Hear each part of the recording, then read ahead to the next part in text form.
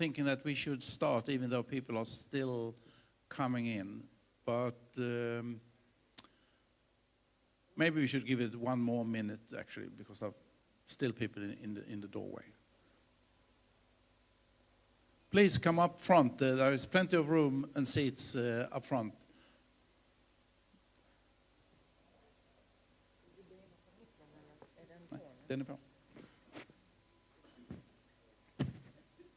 Just checking. Okay.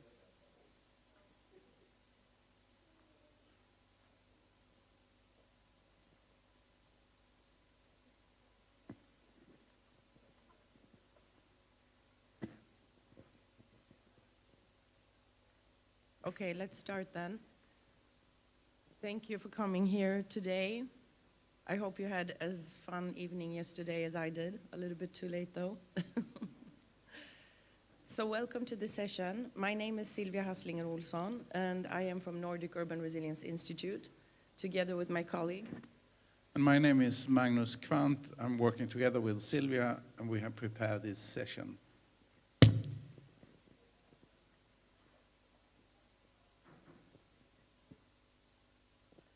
So last year in Brussels at this UBC general meeting, we were discussing some ideas, like you usually do, late in the evenings. And this idea on urban risks in this particular area in Baltic Sea region became very apparent that we share the same challenges and the same opportunities, and we felt that we really wanted to do something on that. A couple of months later, we gathered some cities, and we got this project, Foresight on Urban Risk in the Baltic Sea region, funded by Swedish Institute.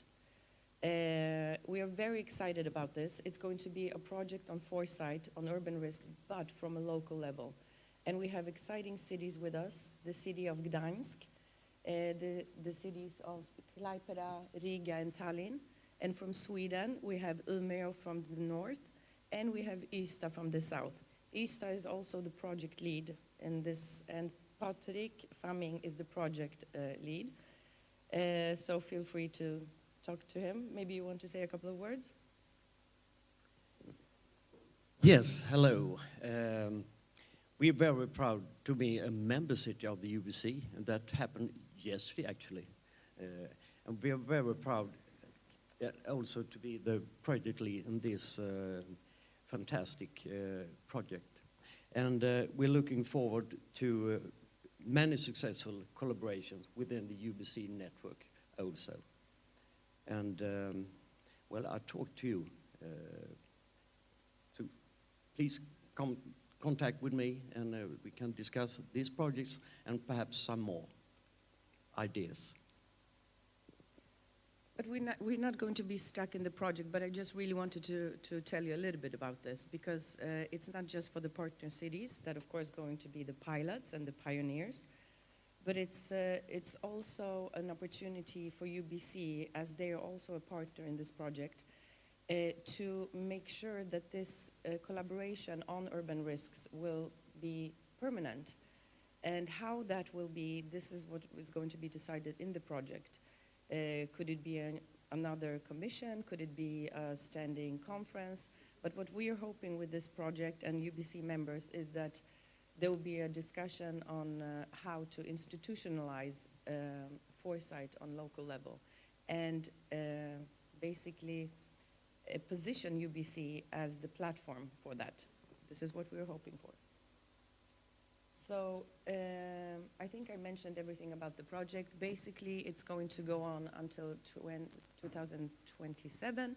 We will have physical meetings, we will have online meetings.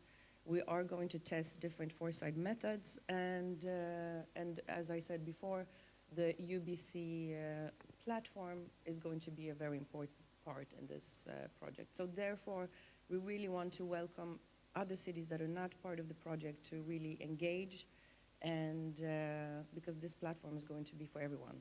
This is just the pilots now, but it's going to continue. Okay. So, Why foresight? We live in an era of polycrisis. We cannot deal with our challenges one by one anymore. The sort of times when we could evaluate and analyze a challenge at a time is over. We have the so-called polycrisis. It's when several challenges happen at the same time, and we get tremendous effects for the whole society. And because of this polycrisis era, there is a need to look into future risks and do it actively. And we see that organizations like World Economic Forum, especially the EU, is really, really focusing on trying to anticipate what risks are ahead of us. We see more and more reports, we see more and more conferences, and it's not going to change in the nearest future. Risk on the horizon is something I can give you a tip on. It's from the European Commission from 2024, and they have tried to cluster the risks to make it a little bit easier to work with. There are great reports, it's just that finding the time to engage and actually read them. I'm not going to get stuck in the cluster of risks, but basically this is what EU has done. Try to navigate in the trends that are going on and cluster them in this way.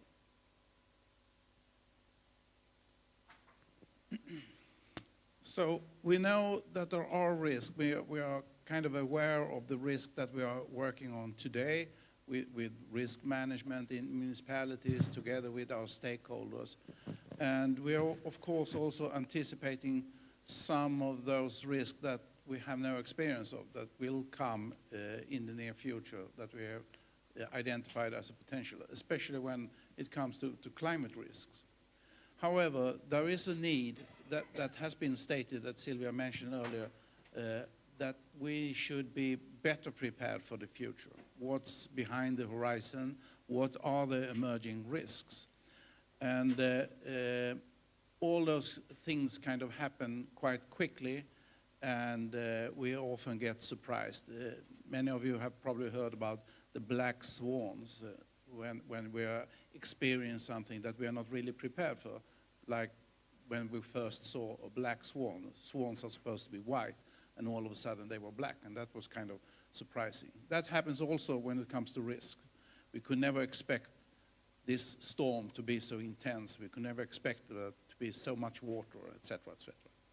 So sometimes we hear about what is a disrupted future that really changed things. And I think we have experience of that from the business side. We all remember how Nokia faced the challenge when the iPhone was launched. And today that was completely disrupted. We left the old way of using mobile phones to something very completely different. And they became disruptive, and the business sector in Finland for sure suffered this of having not done the foresighting and realized what was coming around the corner. And it often happens quick, and it is very hard to identify the disruptions when they are happening. We are quite good in looking backwards to the historical perspective. We can all realize that the steam engine was quite disruptive when it came to the market, and we could start producing forces that we never have seen before, and so on. But it's so difficult to realize what's happening, and I'm going to demonstrate that a little bit.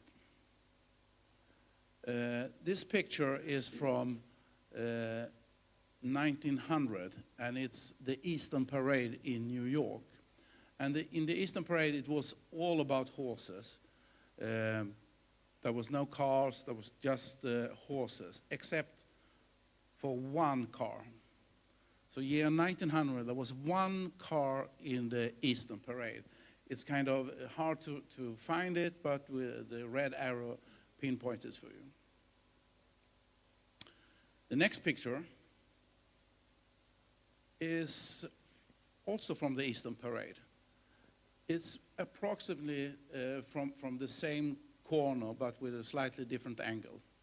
And in this picture, it's all about cars. But there is one horse in this picture. So the first picture was of year 1900, sharp. And you can take a guess, when is this picture taken? Can I hear something? 1915, 15? Quite good, actually. This picture is from 1913. So this was very disruptive. We went from all horses to all cars within 13 years. And that had a tremendous impact. We left all the logistic, the infrastructure around transportation with horses, veterinarians, hay and halm, and taking care of horses to do something else. We were working on engines, we were working on cars, garage, oil, and petrol, diesel, etc. So this was a tremendous shift in society. It was a disruption, and it happened in 13 years. So it was quite quick, and that was 100 years ago. Are we quicker or slower today when it comes to disruptions?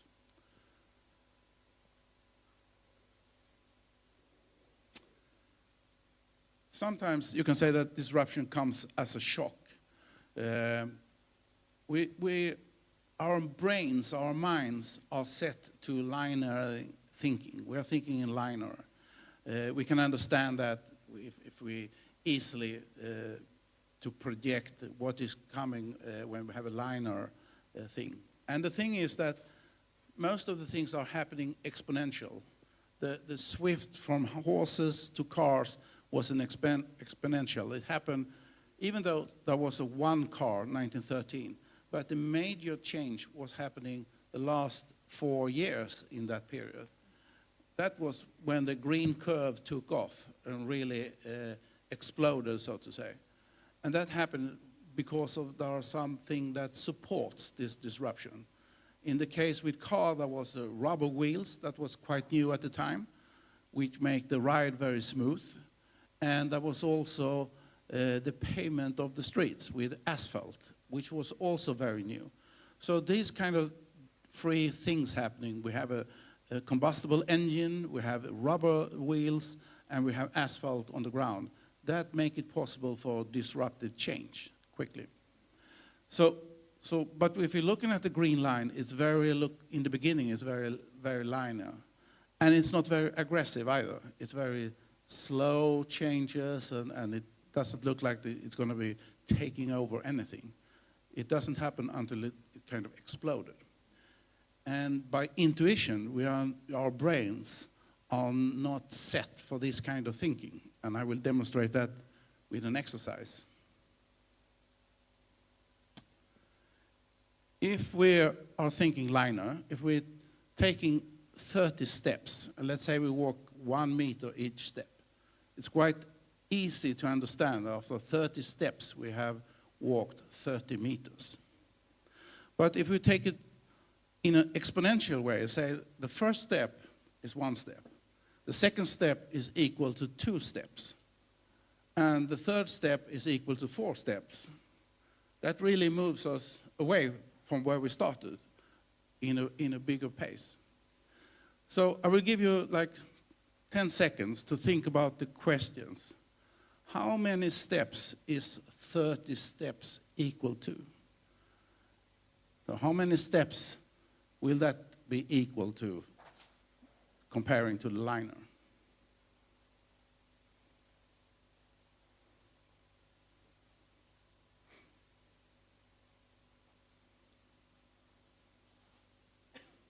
Okay, it's about intuition, so let's guess.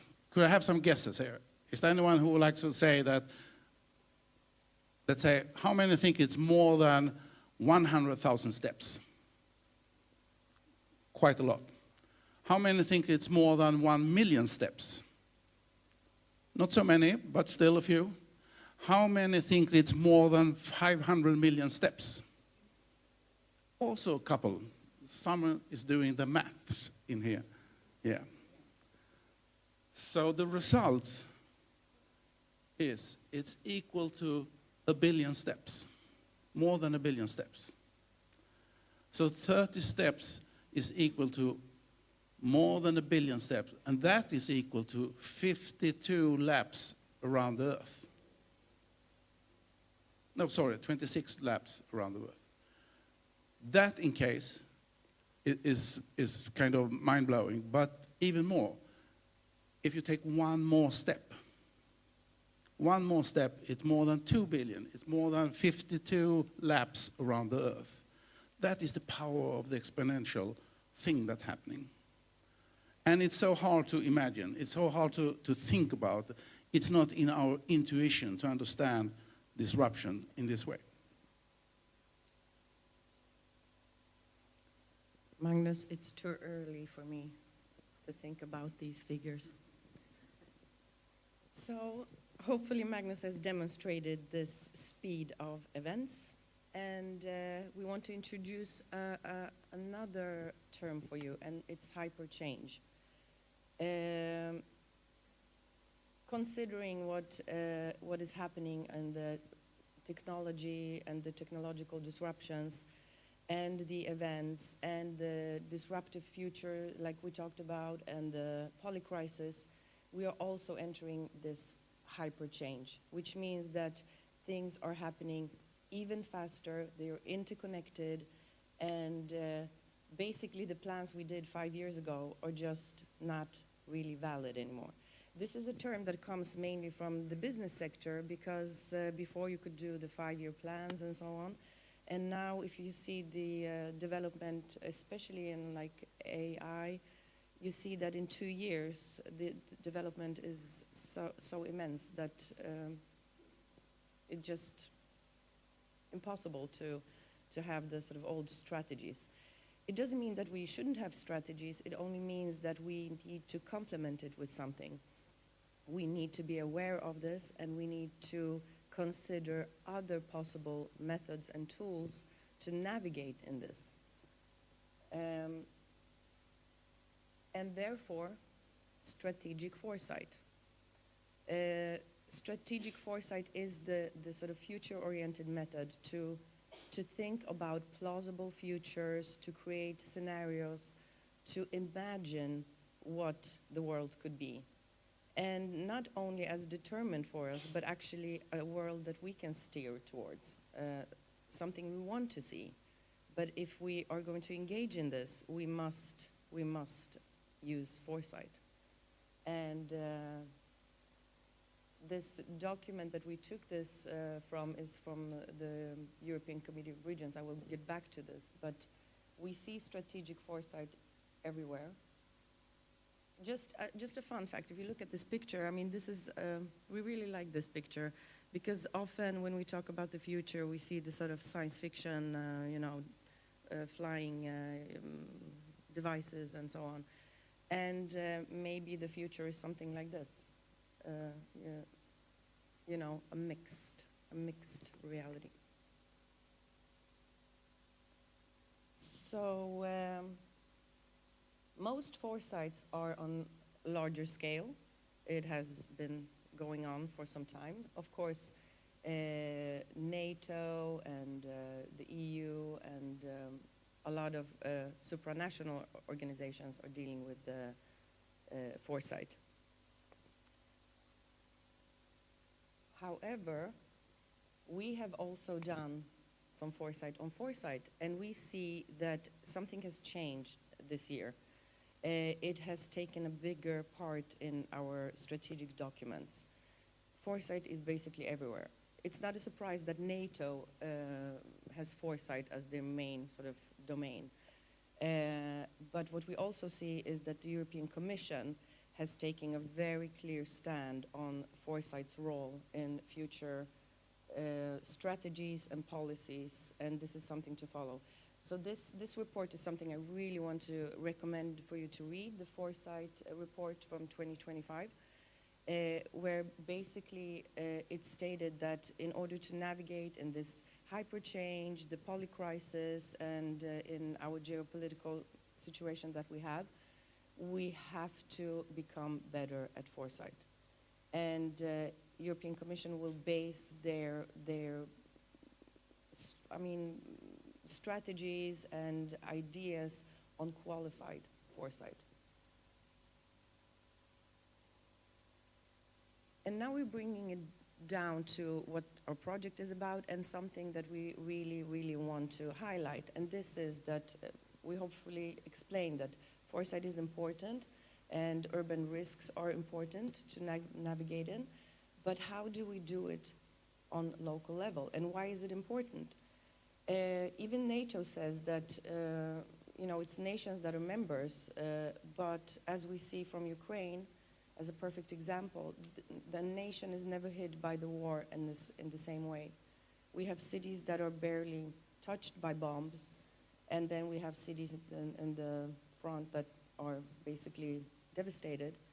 But we see that the cities are affected anyway. And some cities, when it comes to Ukraine, for example, in the western part, they are hit by challenges such as navigating and how do you receive hundreds of thousands of new citizens, the IDPs. How do you create, housing and schooling for them? How do you deal with the fact that you have businesses that are relocating? How do you cater for that? Not to mention climate change, how it hits, and all those polycrises, all those urban risks are hitting the local level first. And it hits the local level in different ways. Therefore, we need to do the foresight on local level. And this is also something that the Committee of Regions is this year also highlighting, that basically they are stating that we should invest more in the capacity building for municipalities and for local level to build knowledge on methods on doing foresight on local level. Okay.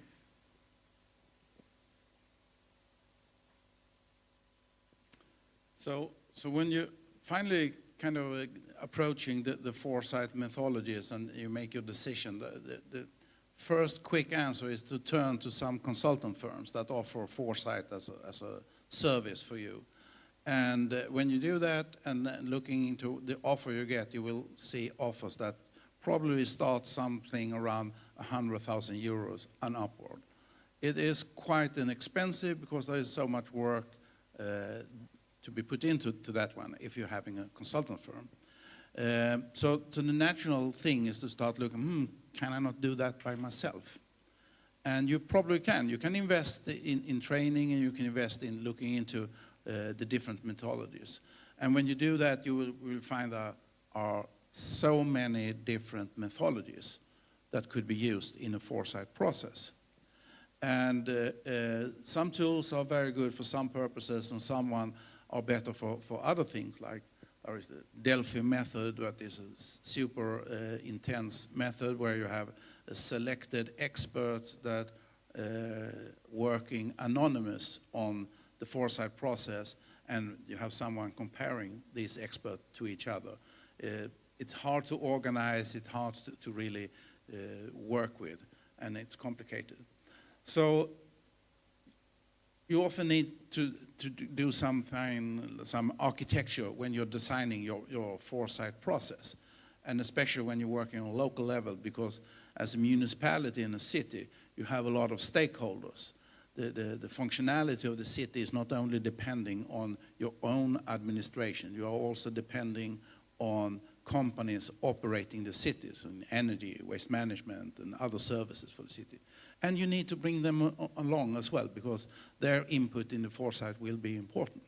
So you need to do some architecture, some kind of decision on which methods will you select, and in which order are you going to use them for different stages. But basically, a foresight process is about scanning and creating this awareness of change. What is really happening on the global scale? and what are the movers and what are the blockers that's taking place at the moment. So it's really open up your vision on this one. And that's where you probably use the mega trends and look into what are the mega trends, what are the big changes happening on a bigger scale for us. And then you need to, of course, do your analyzing, and then you need to take that result and kind of visioning. What does it mean for the future? What are the scenarios and what will it look like in the future? And then when you have that, you can start to develop strategies. Well, how should my municipality meet these different futures that we have seen? What will it have, what kind of impact, and how can we be prepared on that?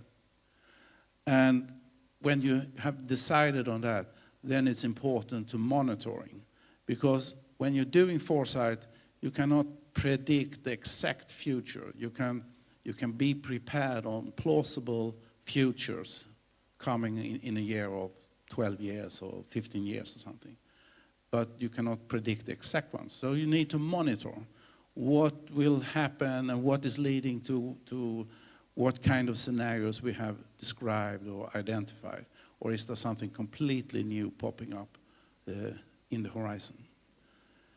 And we were thinking that we should do an exercise together today, and we're going to use the megatrends. This picture kind of shows that we have a lot of crises happening that has made us aware of things. And now we come to a point, 2025, and we're looking into the future to 2040, for example, as a new vision. But where are we heading? Where are we going? And we have a number of megatrends that we have picked up from NATO and from the EU Commission that has been identified. And these are kind of quite generic if you're comparing that to what other organizations is describing, and you will recognize very much of these megatrends. And we have about a change in global order. We are seeing that on a bigger scale. We are moving away from the rule-based order that we are used to something more competitive in the future. And we have a change in the security paradigm. Can we trust the Americans to support NATO in the future? What will happen and so on? There is something that is creating this unsecurity at the moment. We have an accelerating climate change. I think yesterday there was a report launched saying that we will hit 2.8 degrees instead of 1.5 that we hoped for. So something is happening there. We have an acceleration in the technological change, artificial intelligence, of course, but also the quantum computers that is kind of being developed. What will that mean for the future? We have increasing demographic imbalances in our society. In short, the rich are getting richer, the poor are getting poorer, or we also see how our society becomes older. Our cities have never experienced so many people above 80 years as we are doing today. And we are getting older and older. So there's also these kind of changes. Widening inequalities, I touch on that. And then we have the threats to democracy. We are seeing how press and media is suppressed in countries which we have prevailed as a very open countries where the free press is something that we're taking for granted. So these are the big megatrends. And you can kind of look on them, and they are very well described on a kind of global scale. But what does they mean for a city? What does they mean for your city? And we think that should be the topic of these discussions that we will move into. And we are about 20 people here in the room, and I would like to suggest to form 3 groups. And I know that some of you are probably sitting next to your colleague or someone you already know, so maybe you should kind of split yourself and divide you into 2 different groups. And I would like to have one group in this corner, here. So please arrange the chair if you find it useful. You will get some papers and tasks soon. And we will have another one in the back corner over here. And then we will try to form one here on the side. So I give you 20 seconds now to find your spot, which group are you in, and you will get a task and you will get some papers to support you in the work.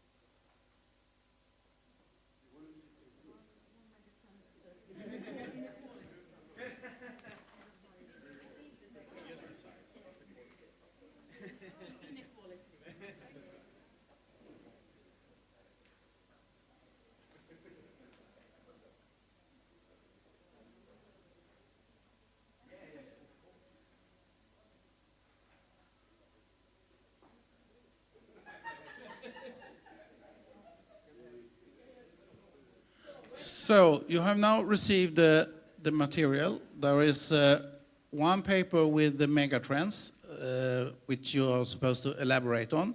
So someone probably should read out loud for the rest of the group or pass around the papers a bit.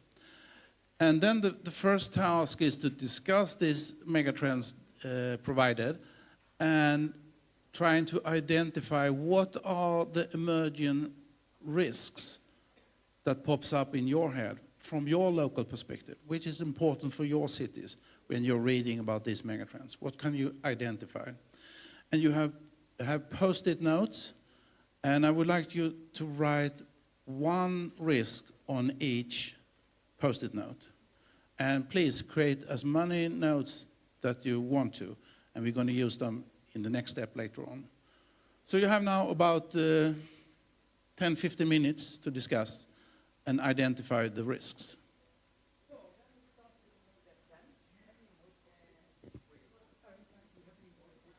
Yes, I'm sorry. I think I...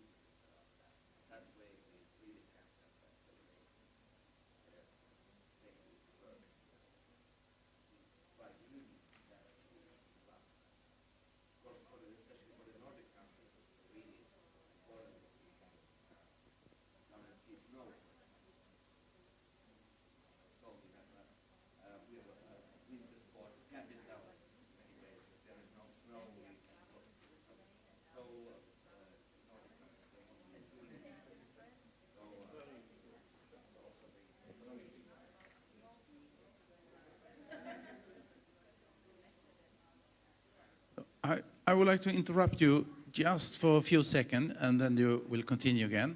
We're going to add one more task for you.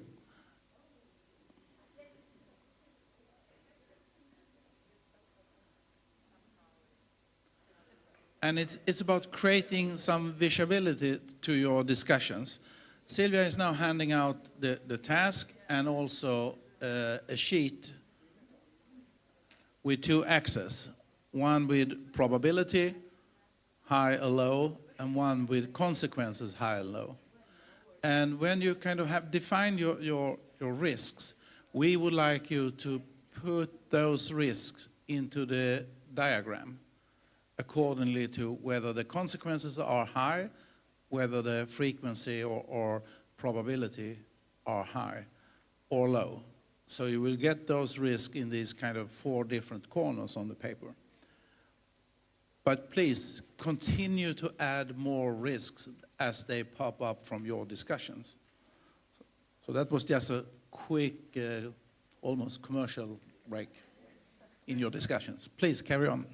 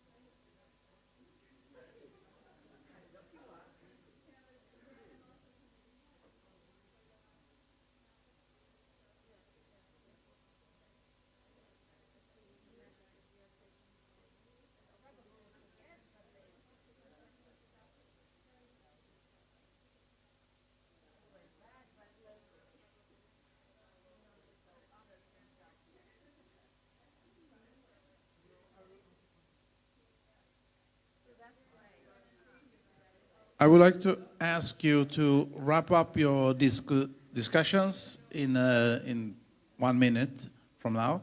And then I would like to all of you to gather with me on the wall on the side over here.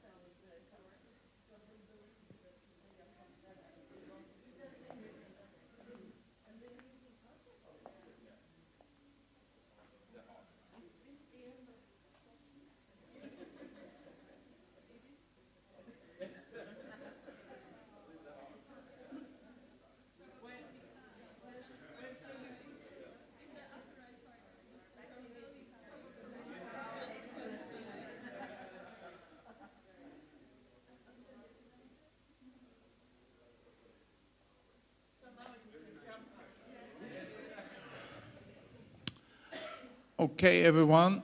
I would like you to bring your results from this exercise and join me for this next step that will be a vernissage here at the side wall. So bring your stuff and come join me, please.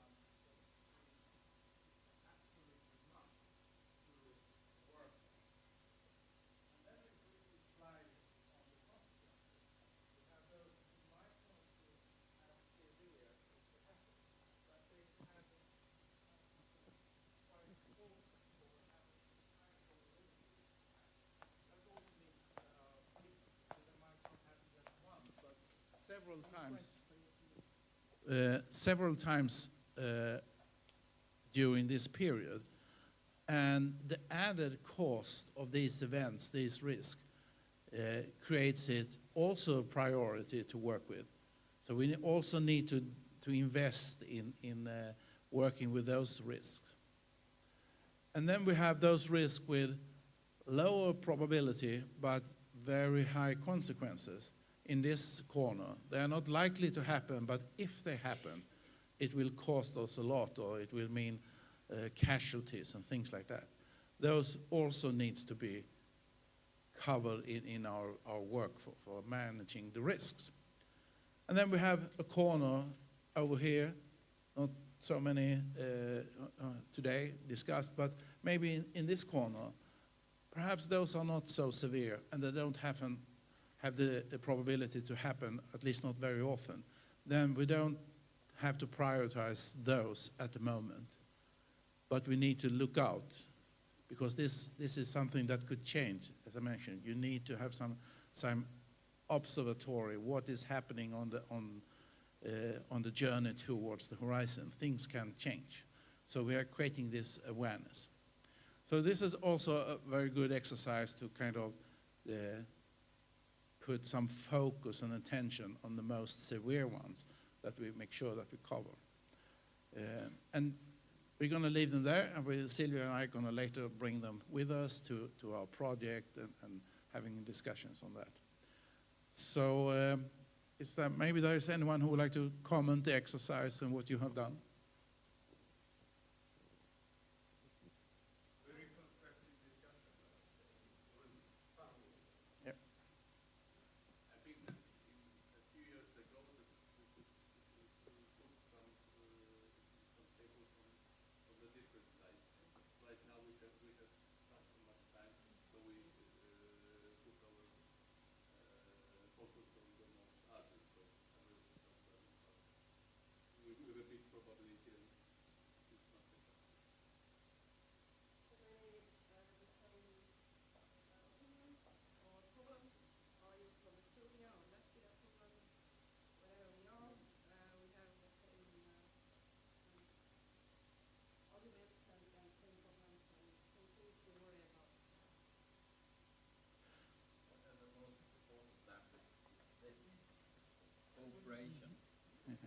And co-creation, yeah. So of course, this was a quick exercise, not even an hour. Of course, there should be much more attention given to this. And we should also add the parameter of doing research on what we have been working on. So the project we will be running, or have started, mentioned earlier, is a 1.5-year project. So there will be time to doing research on what does the megatrends means, and of course, how do we perceive the risks, and what do they mean, and can we back them up with some scientific research to prove that they are really evident and useful. So by that, I would like to ask you to go back to your seat and rearrange the chair in the way they were when you came, and we're going to summarize this session quickly, so we'll end up before lunch.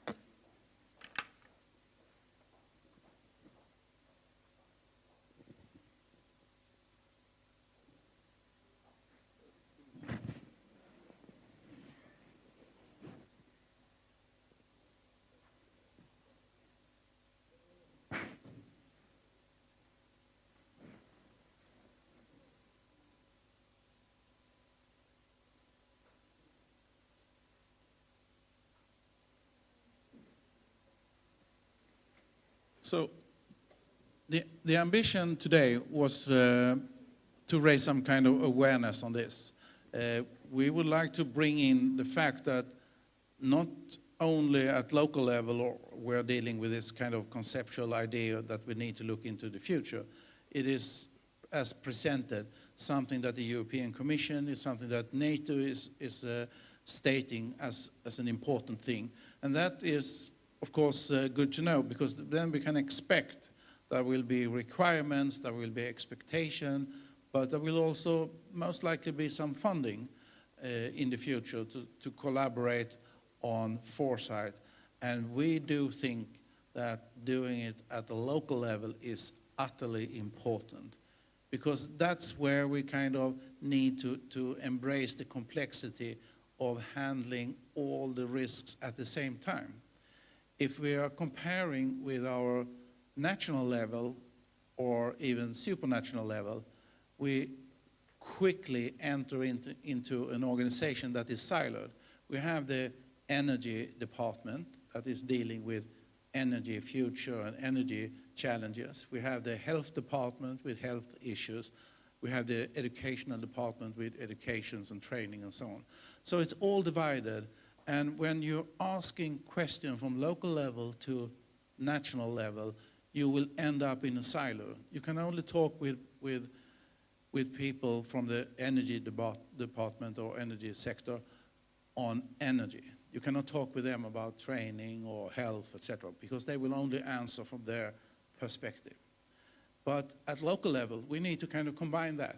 What does energy mean for our schools or hospitals and everything? And we need to kind of have a all-inclusive solution. So we think it's very important to work with this from a local level. I don't know if you recognize yourself in this situation. Do you? You agree? I have some yes here from the front row. Yeah. So for us, launching this project is super interesting, and we do think that it will catch attention, not only between cities and cities within the UBC, but I think we will reach far beyond that. I think it will be something that the World Economic Forum, when they have their annual risk conference, might look into the future. What does the city say in the Baltic Sea region about risks in the future? And it will raise questions about how we interpret the global situation down to the local level. And I think that is important. And of course, it will be something that we will embrace in our respective countries. So just to say thank you today, Sylvia and I, we are members now or partners of UBC, and I'm very happy for that. But we are also, together with the cities in the project, with the lead from Ystad, we are working on this project, this foresight project on urban risks. And we have, at the end of the room, it looks like it's a coffee table, or at least like some coffee cups there. There is a list. So anyone who would like to get information about the project we will be running, as we will present some partly results on the way, you can write your name and your email address, and we will put you on a list, so you will be highlighted for that kind of information. Otherwise, we will work quite a lot on LinkedIn to let you know what we have done in the project as the progress comes along within a couple of months from now. Anything else, Sylvia, I have forgotten? You did a great job, Magnus. No, you haven't forgotten anything. I think we should thank you for being so active today. I want to comment the picture. It's from our office. We're in this kind of open space landscape, and we have a futures library, which is an oxymoron because we just said that you can't, everything is old in 2 years' time. But it's still, nice that it is on the agenda to try to learn about the foresight process, and it's connected to culture, it's connected to organizational structure. So it's nice with the futures library. A tip, yeah? So thank you.